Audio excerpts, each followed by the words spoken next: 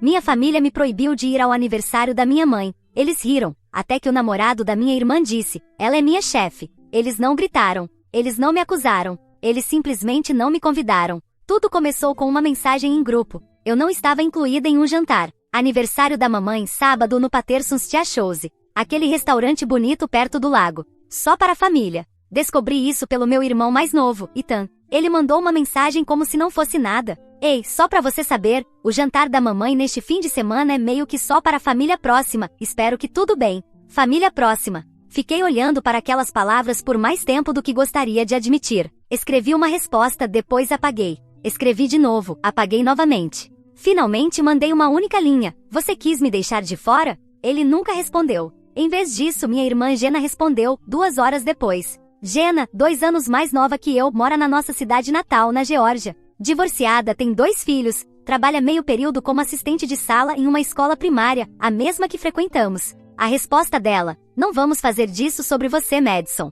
Foi só isso. Eu não respondi. Não porque me faltavam palavras, eu tinha muitas. Simplesmente não vi sentido em usá-las com pessoas que já tinham decidido que eu era demais, muito distante, muito diferente. Sou Madison Lane, 33 anos. Cofundei a Core Map, uma empresa de tecnologia em logística sediada em Seattle. Criamos sistemas de roteamento preditivo para ajudar cidades e empresas a reduzir desperdícios, dinheiro, combustível e tempo. No mundo que construí sou vista ou vida necessária. Mas no mundo de onde vim, sou um fantasma com um sobrenome que eles ainda usam quando é conveniente. Então não, eu não implorei, mas comprei uma passagem de avião. Porque há algo nesse tipo de silêncio ensurdecedor que exige uma resposta. Deixei a Geórgia quando tinha 21 anos. Sem economias, apenas um laptop com a dobradiça quebrada, 2 malas e uma passagem só de ida para Seattle. Meu pai não se despediu. Minha mãe me preparou um sanduíche, atum no pão de centeio, sem bilhete. Na época disse a mim mesma que aquilo era suficiente. Aluguei um estúdio minúsculo acima de uma delicatessen que abria às 4 da manhã. Dormia em um futon emprestado. Trabalhava como garçonete, fazia aulas noturnas de modelagem de dados, escrevia código em terminais de ônibus e lavanderias. Por 3 anos trabalhei como se o aluguel estivesse vencido ontem, o que na maioria dos dias era verdade. Jenna ficou. Casou-se com um homem chamado Kyle. Um rapaz da igreja, queixo marcante, sorriso discreto. Tiveram o primeiro filho quando ela tinha 25 anos, e outro 2 anos depois. Eu mandava presentes de bebê. Jenna raramente respondia, mas mamãe sempre agradecia pelos macacões, pelos livros, pelos cartões presente da Target. Era uma gratidão educada, não uma conexão. Tentei voltar para casa naquele Natal. Disseram que os meninos estavam com RSV e que não era um bom momento. Aos 28, cofundamos a Core Map, eu, um ex-professor e um caminhoneiro que conheci por meio de uma ex-colega de quarto. Construímos nosso primeiro modelo usando dados públicos gratuitos e servidores emprestados. Ele quebrava constantemente, mas quando funcionava, funcionava como nada mais. Economizamos $40 mil em combustível para um varejista em um único trimestre.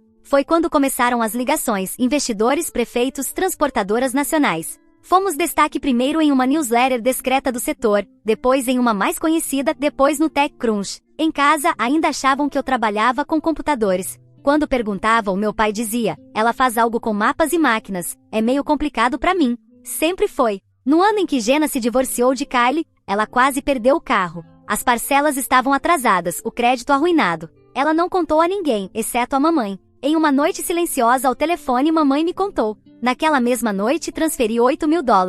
Ninguém me agradeceu. Não oficialmente. Nem em palavras. Nem mesmo Jenna. Mas um mês depois, ela postou uma foto no Facebook com a legenda, recomeçando. 1 quilômetro de cada vez. Deus é bom. Sem marcação. Sem mensagem. Mas lá estava o carro. A mesma placa. Quitado. Foi nesse momento que percebi que algo havia mudado. Não em mim, neles. Eu não tinha sido exatamente renegada. Apenas excluída. Aos poucos. Silenciosamente. E a primeira mão a apertar o botão excluir foi justamente aquela que eu mais ajudei, Jenna. A segunda-feira chegou como sempre, cedo, silenciosa, com café demais. Na Core Map, começamos a semana com reuniões em pé às 6 da manhã. Sem enrolação, só clareza. Operamos de forma enxuta, até hoje. Especialmente hoje. Depois da reunião, Marla do RH me abordou perto do elevador. Sua sessão de integração ao meio-dia terá 5 novos contratados. Um deles é da Geórgia, na verdade. Nathan Wells. Parei. O nome soava familiar, mas só levemente. Como ouvir uma música que você costumava cantarolar na infância, mas que não pensa há décadas. Então me veio Nathan, o namorado da Jenna.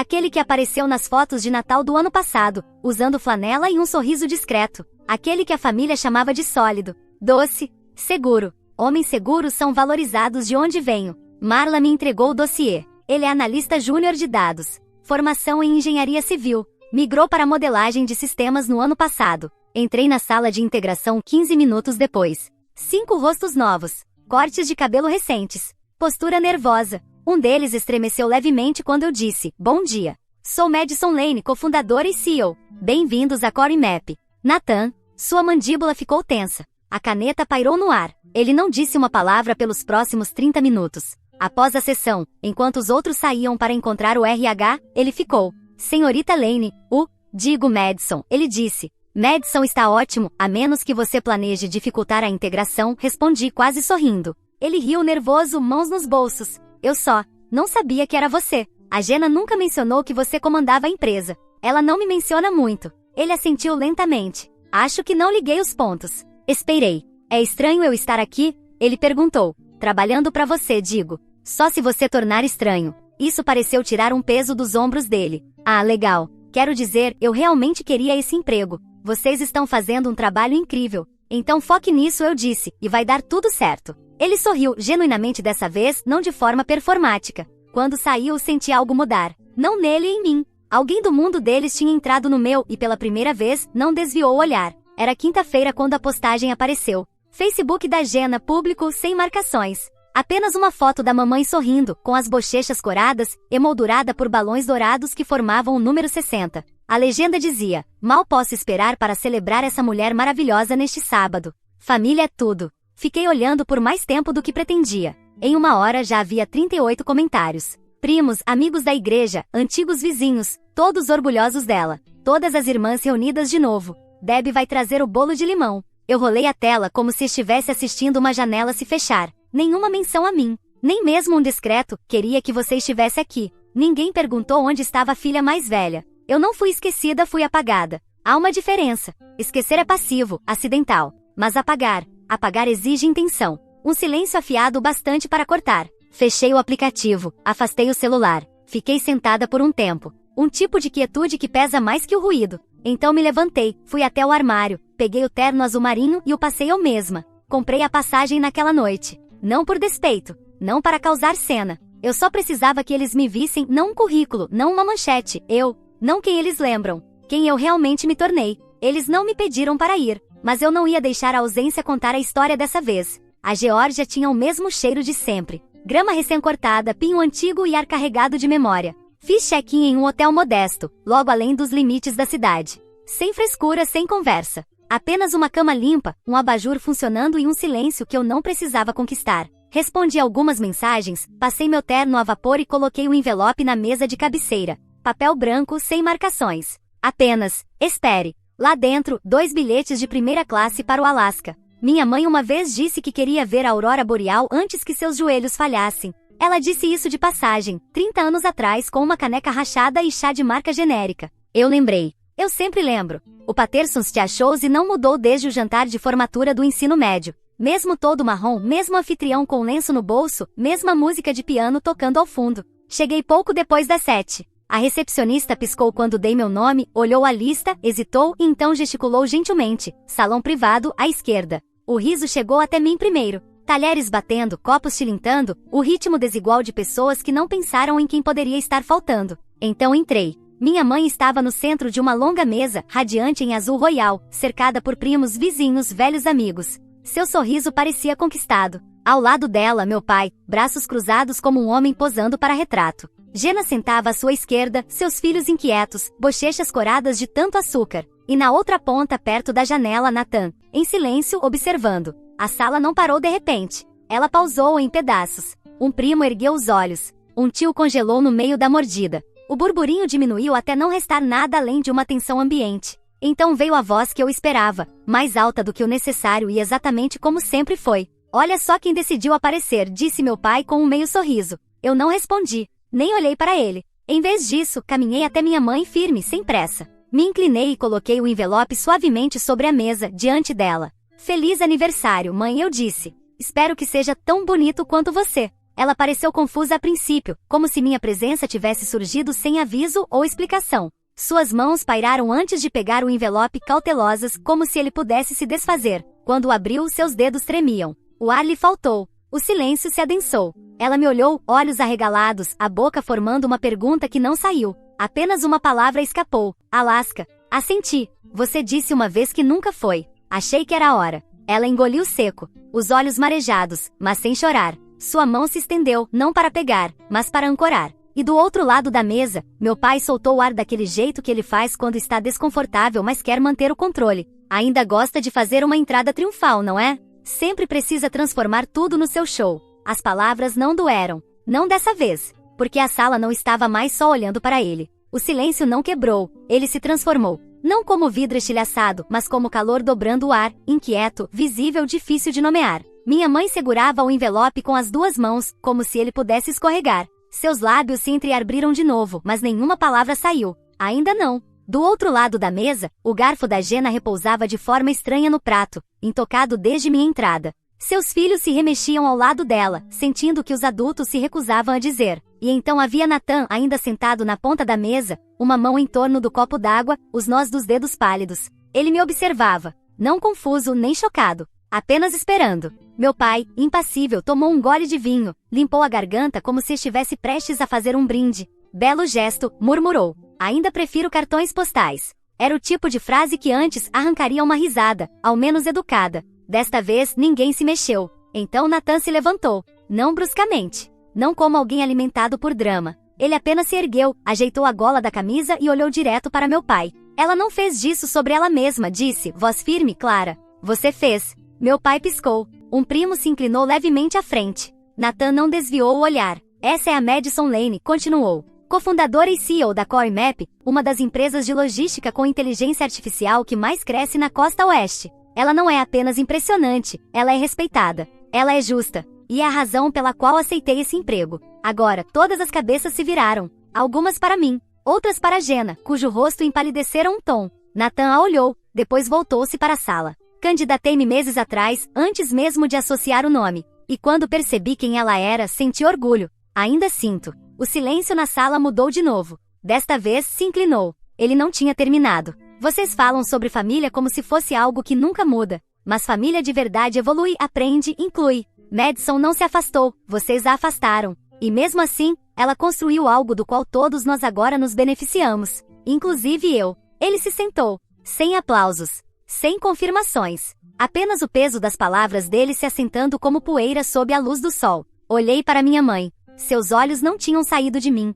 Suas mãos ainda repousavam sobre o envelope como se fosse uma tábua de salvação. Ela não falou. Não precisava. Virei para Jenna. Ela não olhou de volta. Estava encarando a água, mandíbula travada, lábios comprimidos. Os meninos ao lado dela não perguntaram o que estava acontecendo. Eles já sabiam. Meu pai continuava imóvel. Não rígido. Não zangado. Apenas parado. E pela primeira vez na vida eu o vi sem armadura. Sem papel para interpretar. Sem sarcasmo para se esconder. Apenas um homem encarando algo que passou anos fingindo que não existia. Peguei minha bolsa, levantei-me do assento. Não vou ficar muito, disse calmamente a minha mãe. Só queria ver você sorrir. Ela estendeu as mãos, apertou as minhas com as duas. Você conseguiu, sussurrou. Ao me virar para sair, meus saltos ecoaram sobre o piso de cerâmica. Não alto, mas inconfundível. Ninguém me seguiu. Ninguém chamou meu nome. E tudo bem, porque desta vez eu não estava saindo em silêncio. Eu estava saindo em cena. Naquela noite, eu não chorei. Tirei os saltos, pedi salmão grelhado pelo serviço de quarto e abri meu laptop.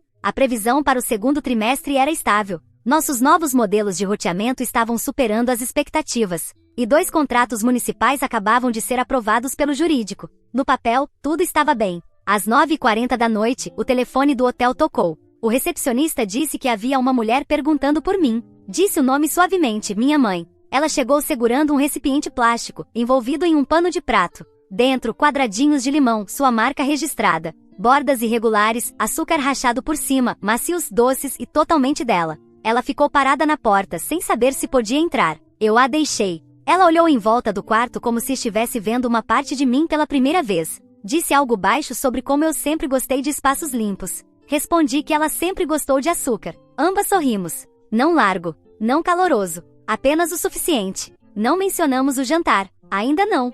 Em vez disso, falamos sobre o Alasca. Descreve o cruzeiro pequeno, mais silencioso, feito para observar o céu, não para compras. Ela fez mais perguntas do que eu esperava, sobre a empresa, minha equipe, o trabalho. Ela não estava apenas preenchendo o espaço, ela estava tentando. Eventualmente, suas mãos se entrelaçaram no colo e sua voz baixou. Ela disse que não tinha percebido quanto eu estava carregando todos esses anos. Eu disse que ninguém tinha perguntado. Ela sentiu, não para contestar, mas para aceitar. Disse que tentaram me manter pequena porque isso me tornava mais fácil de entender. Chamou isso de erro. Eu não me apressei em perdoar, mas também não a afastei. Ela perguntou se poderia visitar Seattle algum dia. Eu disse sim. 4 dias depois, meu telefone vibrou com o nome da Jenna. Hesitei, mas atendi. Ela não perdeu tempo com gentilezas. Apenas disse que não tinha certeza do porquê estava ligando. Ou talvez soubesse. Nathan tinha contado tudo a ela, não só o que disse na festa, mas como me descreveu depois. Como eu me portei. Como conduzi. Mostrei graça sob pressão.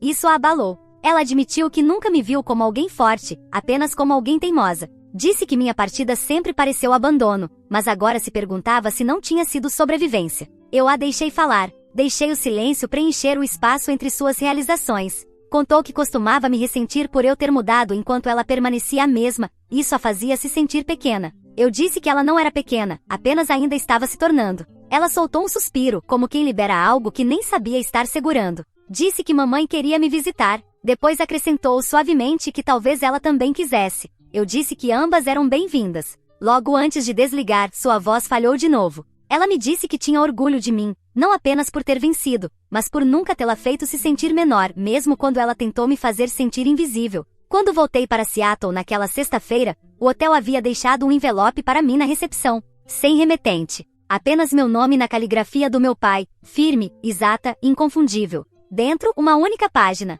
Ele escreveu que eu me tornei diferente do que ele esperava, talvez até melhor. Disse que não sabia como se desculpar pelas vezes que me subestimou, que talvez nem merecesse, mas que mamãe tinha lhe contado que eu estava construindo algo real, e ele disse que acreditava nela. E então isso, você sempre teve essa teimosia. Achei que fosse rebeldia, mas na verdade era visão, sem assinatura, sem afeto, mas sem negação. E para um homem como ele talvez isso fosse tudo que ele podia dar, talvez isso fosse suficiente. Naquele verão comprei minha primeira casa no condado de Marin. Ficava à beira das sequoias, banhada de luz, silenciosa, com vista para uma curva da baía onde a água ficava prateada ao entardecer. O chão rangia nos lugares certos. O ar cheirava a eucalipto e sal. Não era grandiosa. Era o suficiente. No dia da mudança, a equipe me surpreendeu com um presente. Uma impressão em tela emoldurada, azul escura com letras brancas. Uma citação que eu disse uma vez durante uma sessão de planejamento tarde da noite, meio rindo, meio exausta. Construa tão bem que eles não consigam desviar o olhar.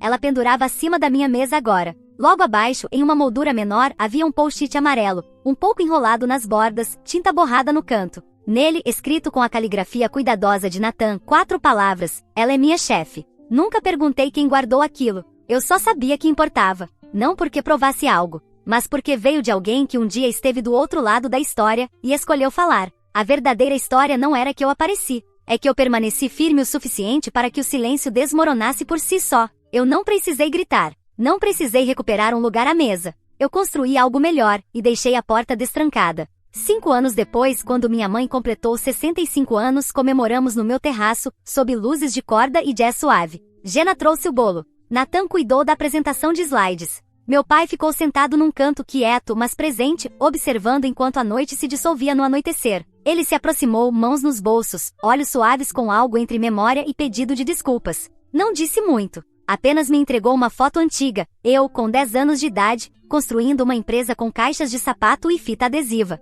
Smart Móveis, escrito com marcador vermelho. No verso, ele escreveu: acontece que você sempre soube. Ficamos ali por um tempo. Não como inimigos. Não exatamente como família. Apenas como pessoas que finalmente estavam se enxergando. Eu não voltei para ser perdoada. Voltei para que ninguém pudesse dizer que eu desapareci. Nunca mais. Eu não precisava ser recebida de volta. Só precisava que a verdade permanecesse naquela sala depois que eu saísse. Você já voltou? Não para ser perdoado, mas para provar que nunca foi embora. Se isso tocou algo que você guardou por anos, deixe apenas uma palavra abaixo. A gente vai entender.